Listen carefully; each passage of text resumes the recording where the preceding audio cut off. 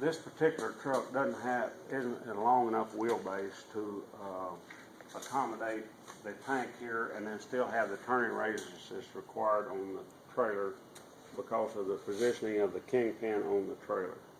So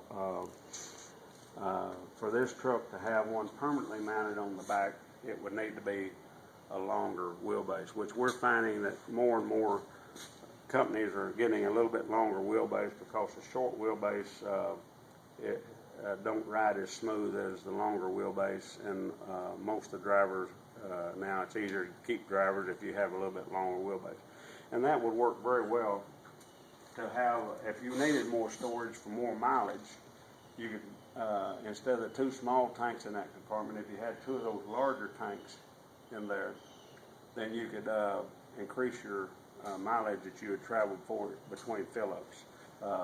If you had two tanks, and you're always going to have a diesel tank, because these systems work better with diesel and CNG. That combination we have found works so much better than any spark plug system or any double injection system. Enriching the air and then using your natural setup that you had on the diesel makes for a better fuel burn, better fuel mileage, easier on the motor. It's got so many advantages. You get your power at the right positioning of your stroke to get you the most power because of the instantaneous explosion that you get with the diesel when it is injected into that amount of air that's compressed. It's a faster burn than a spark plug system would be. The spark plug system, unless you advance it as high as and in some instances I've seen, you would have to advance your spark at 41 degrees to be able to get it to have a complete burn before it started on the exhaust cycle. But with diesel, we're getting a complete burn right at the optimum time, which would be when your rod was at a 90-degree angle. You have more leverage, and that's where you get most of your power.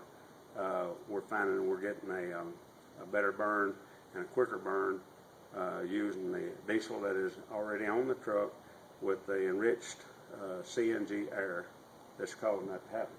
But it's, since you're going to have at least one of these, all you'd ever be able to put on hanging them on the side is one other one, which is only going to be if the manufacturer, we take the maximum they said would go in there, which is 45 gallon, that would only give you 45. If you need more than that, you're going to have them someplace else. And if you're going to have one here, you might as well put two and leave your other tank like it was. It'd be so much simpler to have it in the compartment. Set it up on top here. We're going to have brackets that you can quickly mount it on with U-bolts.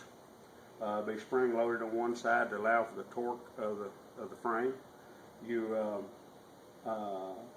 This truck, if at the end of the life cycle that its life, say it was going to be put in service for 3 years at this particular company or 4, at the end of that time, you just simply set that compartment off.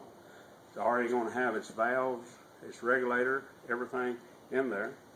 You wouldn't have to redo anything. You just set it on another truck, run your 2 water hoses to your heater and your low pressure line up to your injectors, and then plug in your ECU and your wiring, and it would be that simple to move it from vehicle to vehicle if it was mounted at the back.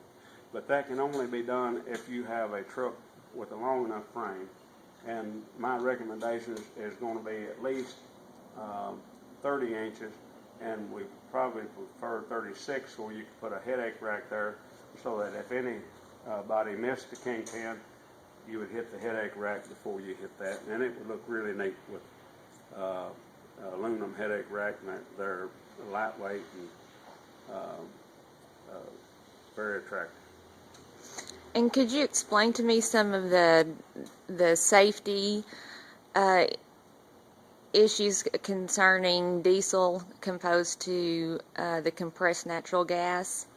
Okay, the natural gas is lighter than air, so if there's any release of natural gas, it goes straight up. It wouldn't be pooling like any other of the fuels that we have now. When you look at diesel, and you think of Timothy McVeigh and the Oklahoma bombing, what catalyst did he use that caused that massive explosion? It was diesel. Diesel and, of course, fertilizer, nitrogen. But anyway, that diesel is what caused that large explosion. That's how he was able to get it. So diesel is very explosive. Natural gas has 130 octane. It takes longer to burn because it's got more octane in it. But as far as safety, it is lighter than air and it rises. If you had, going back to say gasoline, if gasoline had a spill here, it would go to the ground and seek a low level and would be here for some time before it would dissipate. And so your likelihood of an explosion occurring would be more the longer the fuel was there.